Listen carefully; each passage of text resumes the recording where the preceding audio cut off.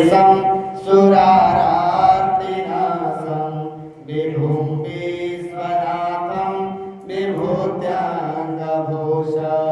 विरूपाक्षमेत्वार्कवहने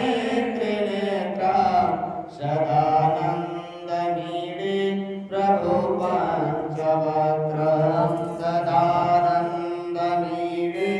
प्रभु पञ्चवक्त्रं गिरीशं गणेशं गले नीलवर्णं